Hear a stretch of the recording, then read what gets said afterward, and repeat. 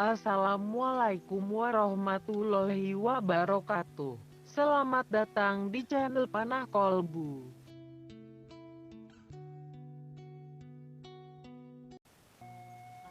Nama asli beliau adalah Syarif Hidayatullah, dikenal sebagai Sunan Gunung Jati. Ada dua keterangan tentang tahun kelahiran beliau, yaitu tahun 1448 Masehi, dan pendapat lain yang lebih dipercaya adalah tahun 1450 Masehi.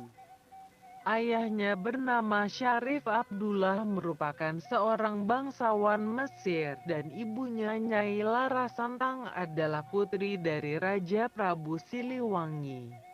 Nyai Larasantang namanya dirubah menjadi Syarifah muda sejak menikah dengan Syarif Abdullah. Raden Syarif Hidayatullah banyak belajar ilmu agama di negeri Mesir, namun sepeninggal ayahnya sekitar usia 20 tahun beliau pulang ke tanah leluhurnya, yaitu Pulau Jawa. Dan beliau berhasil menyebarkan Islam di Jawa Barat dengan mendirikan Kesultanan Cirebon. Dikisahkan dari beberapa sumber bahwa dua orang putra Prabu Siliwangi, yaitu Pangeran Wolangsungsang beserta saudarinya Nyai Larasantang, sempat berguru agama kepada Syekh Kahfi, pendiri padepokan Islam pertama di Cirebon. Karena kecerdasannya, banyak ilmu agama berhasil pangeran dapat dari Syekh Kahfi.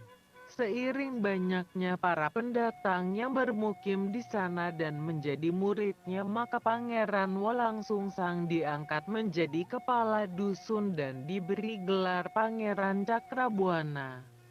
Suatu saat Syekh Kahfi menyuruh kedua muridnya tersebut untuk pergi ke Mekah melaksanakan ibadah haji. Saat pelaksanaan haji, mereka bertemu dengan Raja Mesir, yaitu Syarif Abdullah. Raja Mesir tersebut jatuh hati saat pandangan pertama kepada Nyai Larasantang dan berniat memperistri. Singkat cerita, lamaran Syarif Abdullah diterima, dan mereka dinikahkan oleh ulama besar Mekah, Syekh Bayanillah. Dari pernikahan itu lahirlah Raden Syarif Hidayatullah atau Sunan Gunung Jati, dan Syarif Nurullah, adik Sunan Gunung Jati. Syarif Hidayatullah besar di Mesir. Beliau belajar banyak agama pada ulama-ulama besar Mesir. Namun setelah ayahnya meninggal pada saat usia beliau 20 tahun, beliau bersama ibundanya tercinta pulang ke Pulau Jawa, tanah leluhurnya Tatar Sunda Pajajaran, dan beliau mulai berdakwah menyebarkan Islam di Jawa Barat. Sedangkan adiknya meneruskan tahta ayahnya menjadi Raja Mesir. Sekitar tahun 1475 Raden Syarif beserta ibunya Syarifah Mudaim pergi ke Cirebon. Sampai di Cirebon mereka disambut oleh keluarga Pangeran Cakrabuana. Tetapi sayangnya sang guru Syekh Kahfi telah wafat, sehingga mereka bertekad melanjutkan perjuangan gurunya dengan mendirikan pesantren Pasambangan di daerah Gunung Jati. Pangeran Cakrabuana memiliki putri bernama Nyi Pakungwati yang kemudian dinikahkan dengan Syarif Hidayatullah pada tahun 1479, dan karena merasa sudah tua, Pangeran Cakrabuana menurunkan jabatannya kepada Syarif Hidayatullah. Suatu masa Syarif Hidayatullah berniat melakukan perjalanan dakwah untuk menyiarkan agama Islam di Pulau Jawa. Perjalanan pertamanya beliau menemui kakeknya, yaitu Prabu Siliwangi, Raja Pajajaran, untuk mengajak memeluk Islam. Tetapi sayangnya Prabu Siliwangi menolak ajakan tersebut. Kemudian Syarif Hidayatullah Allah melanjutkan perjalanan dakwahnya sampai ke Banten. Di Banten beliau disambut oleh Adipati Banten. Sang Adipati terkesan pada Syarif Hidayatullah yang akhirnya menjodohkan dengan adiknya Nyi Kawungten. Hasil pernikahan mereka dikaruniai dua orang anak, yaitu Nyi Rabu Winaon dan Pangeran Sabakingking atau biasa dikenal dengan Pangeran Maulana Hasanuddin. Syarif Hidayatullah sering berkunjung ke Demak. Beliau sempat membantu pendirian Masjid Demak.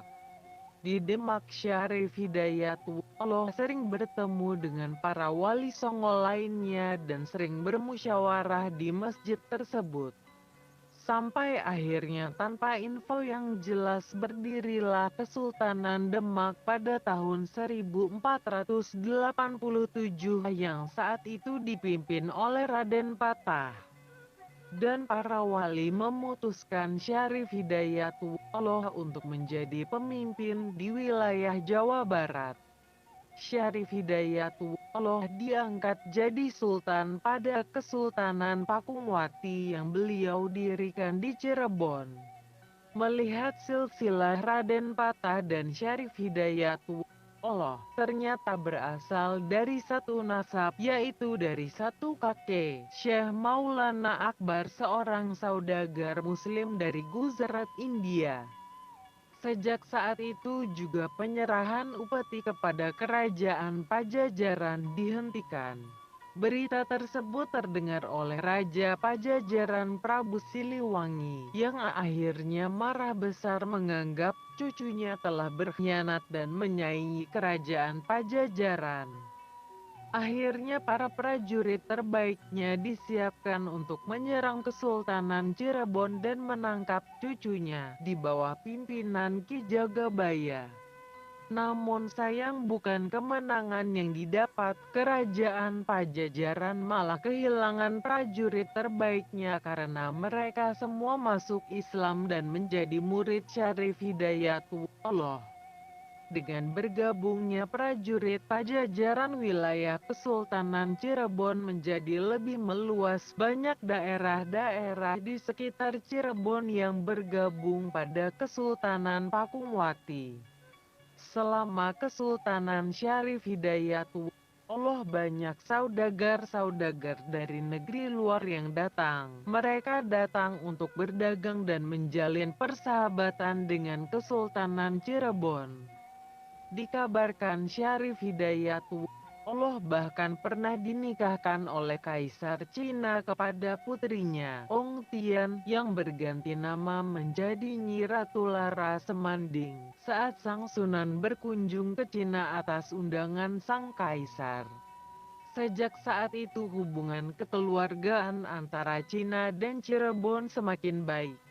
Ini dibuktikan dengan pembangunan Masjid Raya Cirebon pada tahun 1498 Masehi dengan arsitektur bernuansa Cina. Konon masjid ini hanya dibangun dalam satu malam saja oleh para wali songo. Masjid ini dikenal dengan nama Masjid Kasepuhan atau Masjid Sang Cipta Rasa. Penyebaran Islam di bawah Kesultanan Cirebon semakin pesat. Sarana dan prasarana seperti jalan-jalan dibangun untuk mempermudah perluasan wilayah.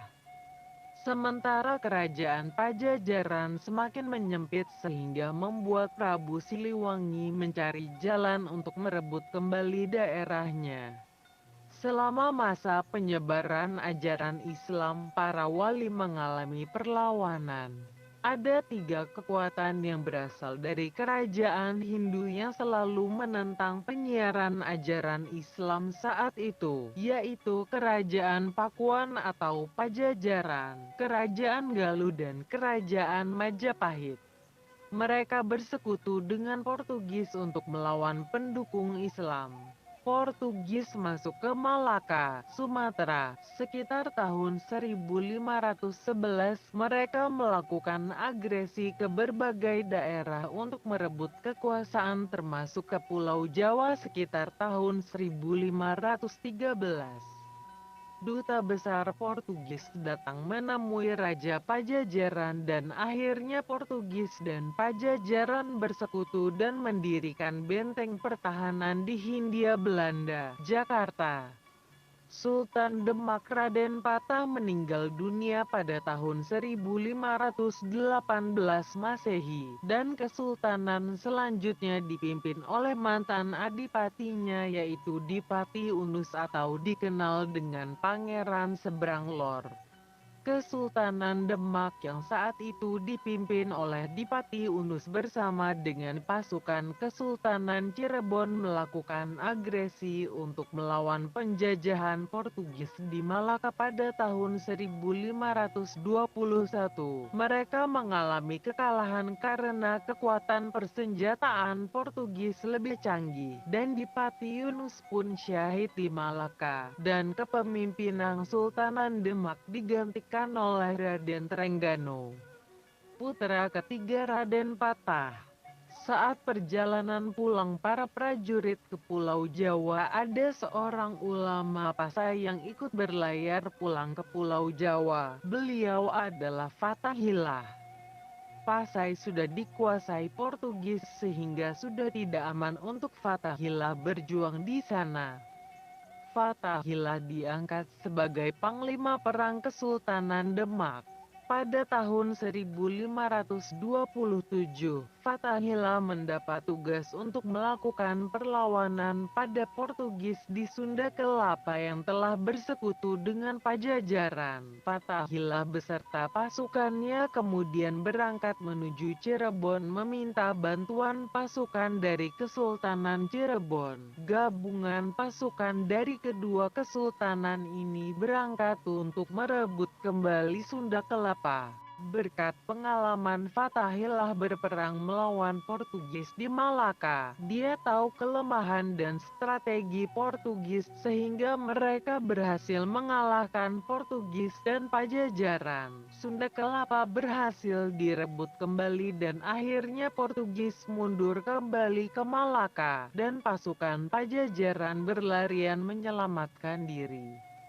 Sisa dari mereka melakukan pemberontakan di Banten namun akhirnya dapat ditumpas oleh Fathahillah dibantu oleh putra Sunan Gunung Jati yaitu Pangeran Sabah Kingking atau Sultan Maulana Hasanuddin. Sejak saat itu Sunda Kelapa dirubah namanya menjadi Jayakarta dan Fathahillah diangkat menjadi adipatinya. Sementara kekuasaan Banten dipimpin oleh Pangeran Sabah Kingking yang bergelar Pangeran Hasanuddin. Mereka terus berjuang memperluas wilayah penyiaran Islam yang terus berkembang di Pulau Jawa. Mereka berhasil menaklukkan kerajaan Galuh yang menewaskan rajanya Cakraningrat beserta senopatinya yang terkenal hebat yaitu Arya Kiban. Suatu saat Sunan Gunung Jati memanggil Fathahillah ke Cirebon untuk menikahi putrinya Ratu Wulungayu. Setelah menikah Raden Fathahillah menetap di Cirebon dan jabatan Adipati Jayakarta diserahkan pada Ki Bagus Angke. Beliau dikenal di Cirebon dengan nama Kiai Bagus Pasai. Kemudian Sunan Gunung Jati menyerahkan kepemimpinan Kesultanan Cirebon kepada putranya Pangeran Muhammad Arifin dan Fathahillah diangkat sebagai penasehat Sultan. Sementara Sunan Gunung Jati lebih memusatkan syiar Islamnya di pesantren Pasambangan di Gunung Jati. Baru 5 tahun masa kepemimpinan Muhammad Arifin wafat. Sejak itu Kesultanan Cirebon diberikan pada Hasanuddin dan sejak saat itu Kesultanan Cirebon berada di bawah pemerintahan Banten dan hanya dipimpin oleh seorang adipati yang pada waktu itu diduduki oleh menantu Raden Fathahillah. Pada tahun 1568 Raden Syarif Hidayatullah atau Sunan Gunung Jati wafat. Beliau dimakamkan di sebuah bukit bernama Gunung Sembung, yang kemudian menjadi komplek pemakaman keluarga beliau. Sampai sekarang makam tersebut menjadi pusat ziarah bagi kaum muslimin sebagai rasa hormat atas segala pengorbanan dan perjuangan para wali dan mengingat akan kematian. Sekian, terima kasih. Wassalamualaikum warahmatullahi wabarakatuh.